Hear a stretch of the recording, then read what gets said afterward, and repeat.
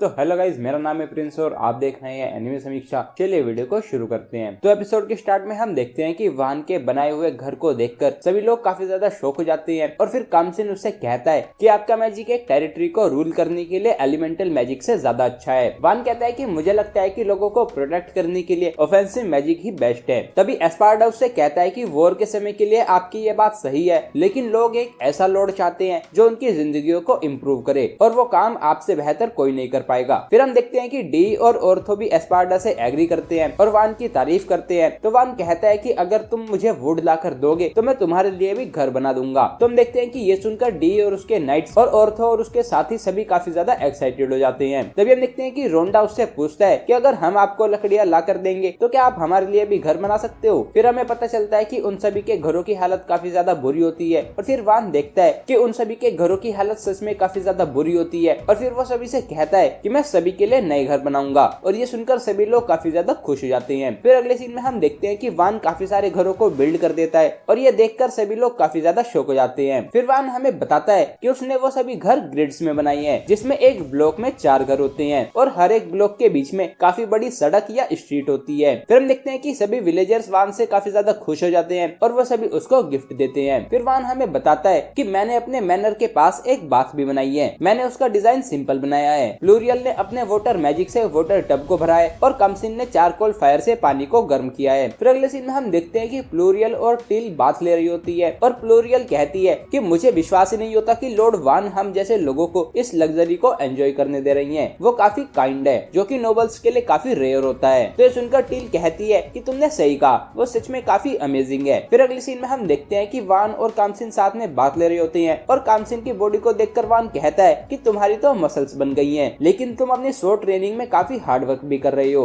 ये सुनकर कामसिन कहता है कि मैं अपना बेस्ट करूंगा और सर डी जैसा मस्कुलर बनूंगा ताकि मैं आपको प्रोटेक्ट कर सकूं। तभी हम देखते हैं कि डी और उसके वो 2 नाइट्स आर्व और लोबी वहां पर बात लेने के लिए आ जाते हैं। तो उनको देखकर वान वहां से भागने लगता है, लेकिन डी उसको रोक देता है और साथ में बात लेने के लिए कहता है। फिर अगले सीन में हम देखते हैं कि बात लेने पर अब वान को काफी अच्छा लग रहा होता है और फिर वो अपने बेड पर लेटकर सो जाता है। फिर अगले सीन में हम देखते हैं कि सभी नाइट्स ने मिलकर विलेज के चारों तरफ गड्ढा बना दिया होता है और अब उनको उसमें पानी भरकर डिफेंस के लिए एक मोट बनाना होता है और फिर उनको पीने और बाकी के काम के लिए भी पानी चाहिए होता है। तो एस्पार्डा मैजिक का यूज करके वहां से रिवर की तरफ काफी लंबा गड्ढा या ट्रेंच बना देता है और फिर डी, कामसिन और बाकी लोग उस गड्ढे को और लंबा कर रहे होते हैं ताकि वो रिवर तक पहुंच सके। फिर हम देखते हैं कि वान उस ट्रेंच या फिर गड्ढे को उसके साइड्स में से और बॉटम में से स्ट्रॉन्ग कर रहा होता है ताकि उसमें से पानी आसानी से बह सके। फिर हम देखते हैं कि डी को खुदाई करने में काफी मजा आ रहा होता है, लेकिन बाकी लोगों की हालत काफी बुरी होती है। फिर अगले सीन में हम देखते हैं कि अब शाम हो चुकी होती है और वान सभी से कहता है कि आज के लिए इतना काफी है। तो डी उससे पूछता है कि लेकिन क्यों, अगर हम ये करते रहे तो कुछ ही घंटों में हम विलेज तक पहुंच जाएंगे, मतलब कि वो उस गड्ढे को पूरा कर लेंगे। तो वान उससे कहता है कि जरा अपने आसपास के लोगों की हालत देखो और फिर वो देखता है कि कमसिन और उन दोनों नाइट्स की हालत काफी बुरी होती है और ये देखकर वो कहता है कि मुझे तो लगा था कि मैंने ट्रेनिंग करने का अच्छा तरीका ढूंढ लिया है, लेकिन लगता है कि मुझे ज्यादा नहीं करना चाहिए। फिर हम अगले दिन का सीन देखते हैं और हम देखते हैं कि उन्होंने वो ट्रेंच का काम पूरा कर लिया होता है और फिर वान एस्पार्डा को पानी का गेट खोलने के लिए कहता है। तो एस्पार्डा उस अर्थ वॉल को हटा देता है और उस ट्रेंच में से पानी बहने लगता है और ये देखकर वो सभी लोग और सभी विलेजर्स काफी खुश हो जाते हैं। फिर वान कहता है कि लेकिन जब बारिश होगी तो पानी इस कनाल से ऊपर बहने लगेगा, तो लगता है कि मुझे विलेज के पीछे एक लेक भी बनानी चाहिए। और फिर एस्पार्डा भी कहता है कि अगर हम उस लेक में पानी को रिजर्व करेंगे तो सूखा पड़ने पर वो काफी हेल्पफुल होगा। तो वान कहता है कि तो फिर चलो ये करते हैं। और फिर अगले सीन में हम देखते हैं कि उन्होंने लेक को बना लिया होता है और अब उनके पास पानी का रिजर्व भी होता है। फिर रोंडा वान से कहता है कि तुम्हारी मदद की वजह से अब हमें रिवर तक पानी लेने के लिए नहीं जाना पड़ेगा और फिर वह वान को थैंक्स बोलता है। फिर अगले सीन में हम एक लड़की और एक छोटी लड़की को एक कैरिज में कहीं पर जाते हुए देखते हैं और फिर हमें पता चलता है कि वो लड़की पानामेरा और वो छोटी लड़की आर्टे एक विलेज की तरफ जा रही होती है और शायद वो वान के विलेज जा रही होते हैं। फिर हम देखते हैं कि वान जो उनके विलेज के चारों ओर डर्ट की वॉल होती है उसे अपने मैजिक से अपग्रेड कर देता है और फिर वो हमें बताता है कि मैंने इसके लिए अर्थ वॉल में स्टोन को मिक्स करके इसे कंक्रीट जैसा स्ट्रॉन्ग बना दिया है। फिर वो कहता है कि लेकिन मुझे लगता है कि मुझे हम सभी को और सेफ बनाना चाहिए। और फिर हम देखते हैं कि वान वहाँ पर काफी सारे बलिष्ठा बना देता है और अब उनका विलेज एक स्मॉल फोर्ट्रेस बन गया होता है। फिर डी कहता है कि अगर लॉर्ड जाल्पा को लॉर्ड वान के इस पावर के बारे में पता होता तो वो लॉर्ड वान को हेड ऑफ द हाउस या फिर एडवाइजर ऑफ डेवलपमेंट तो बनाई देते। तो एस्पार्टा कहता है कि वो फाइट करने की एबिलिटी को ज्यादा वैल्यू देते हैं। डी उनसे कहता है कि लेकिन लॉर्ड वान की पावर कॉम्बैट थ्रेट के लिए सफिशिएंट है। तो एस्पार्टा कहता है कि लॉर्ड वान की पावर प्रोटेक्शन के लिए बेस्ट है, उससे हम दूसरे देशों को कॉन्कर नहीं कर सकते। उन दोनों को बहस करता हुआ देखकर वान उनको रोककर कहता है कि इन सब चीजों के बारे में बात करने से अब कुछ नहीं होगा, जो कुछ भी हमें मिला है हमें उससे ही काम चलाना होगा।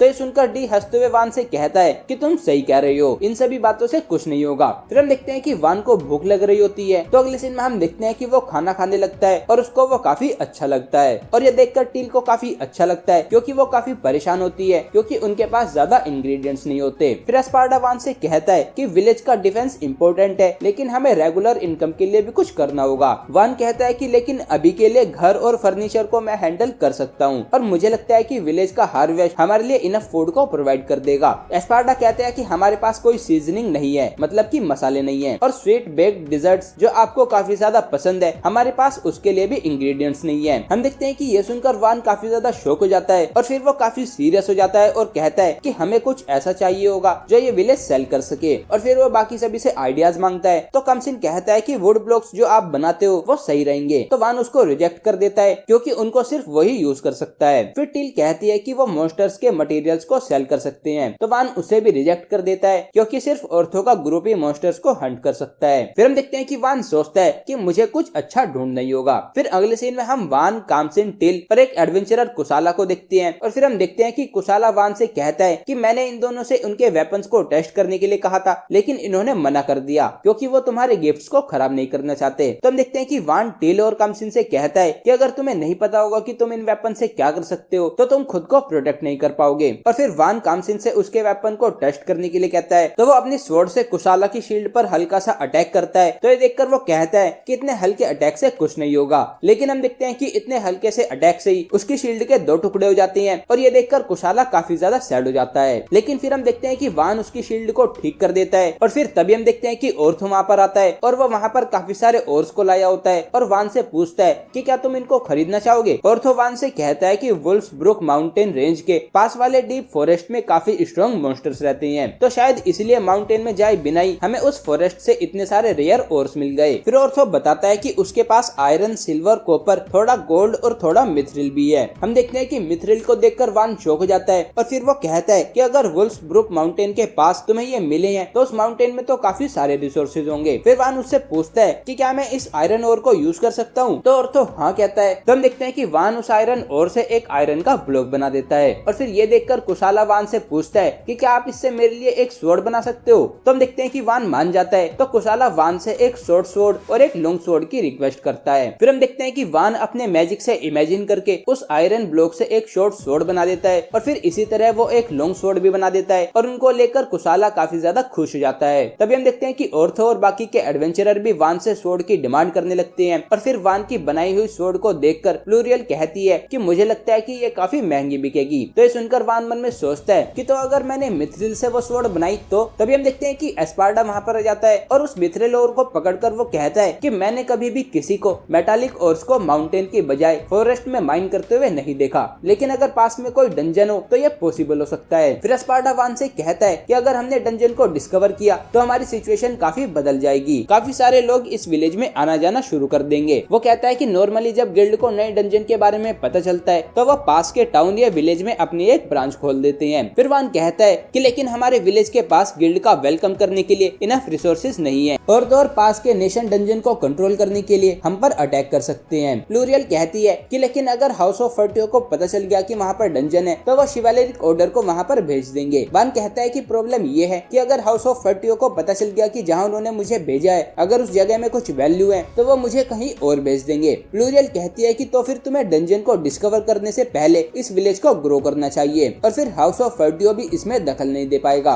ये सुनकर ऑर्थो कहता है कि तो फिर जहाँ पर डंजन हो सकती है हमें वहाँ पर जाना अवॉइड करना चाहिए। फिर हम देखते हैं कि वान और टेल उनके विलेज में घूम रहे होते हैं और तभी एक विलेजर भागते हुए वहाँ पर आता है और चिल्लाकर सभी को वार्न करता है कि आर्मर्ड लिजर्ड वहाँ पर आ रही हैं। हम देखते हैं कि वो विलेज का गेट बंद कर देते हैं और फिर हम देखते हैं कि सभी लोग काफी ज्यादा डरे हुए होते हैं। तो वान उनसे कहता है कि मैं भी तुम सभी के लिए फाइट करूंगा, लेकिन मैं अकेले सभी को प्रोटेक्ट नहीं कर सकता, तो प्लीज मेरे साथ मिलकर इस विलेज को प्रोटेक्ट करो। और फिर हम देखते हैं कि एपिसोड यहीं पर एंड हो जाता है। तो गाइस ये था episode 3 of the easy going territory defence by the optimistic Lord. अगर आपको वीडियो पसंद आई तो वीडियो को लाइक कीजिए, चैनल को सब्सक्राइब कीजिए, प्रेस कीजिए बेल आइकन को। मैं मिलता हूँ आपसे नेक्स्ट वीडियो में। Thank you.